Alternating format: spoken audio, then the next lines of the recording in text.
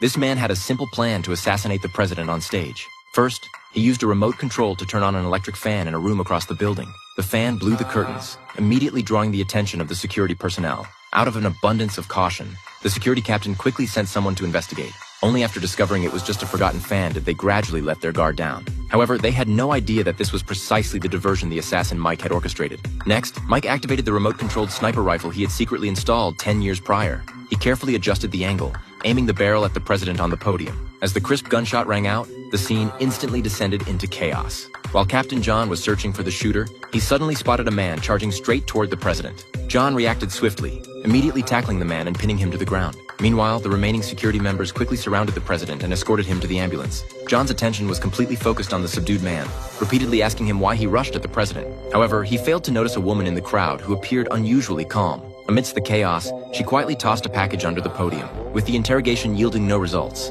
John had no choice but to order his subordinates to take the man away. Just then, he noticed a photographer holding a camera, seemingly capturing the entire incident. John immediately ran over and borrowed the camera to review the footage, indeed capturing the moment the woman threw the package. However, by the time he realized this, it was already too late. Oh my God!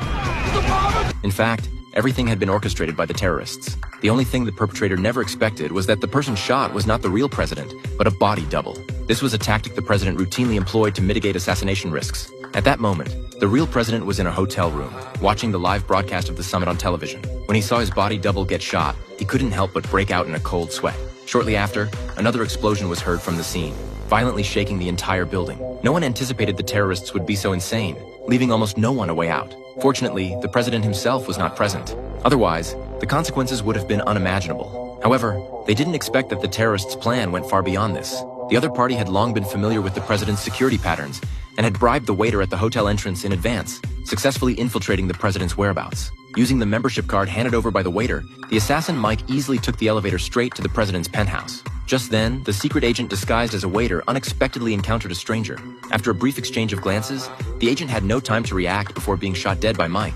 At the same time, the waiter from earlier walked to the center of the lobby with a blank expression and pressed the button on the bomb strapped to his body as a deafening sound suddenly erupted. Upon hearing the explosion, the security personnel on the top floor rushed downstairs to provide support. As a result, they ran into Mike, who was heading upstairs in the stairwell, and were all swiftly killed by him. Next, Mike faced the final line of defense, the president's personal bodyguards.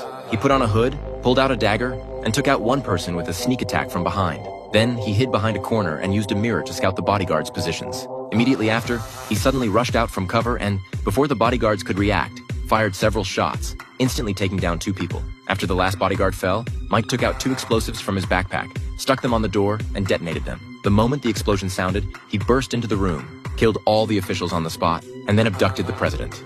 At the same time, his accomplice arrived disguised as a paramedic. They first injected the president with a drug, rendering him unconscious, and then carried him into the ambulance. Mike changed into a security uniform and quietly left the scene. However, an unexpected event occurred during the escape.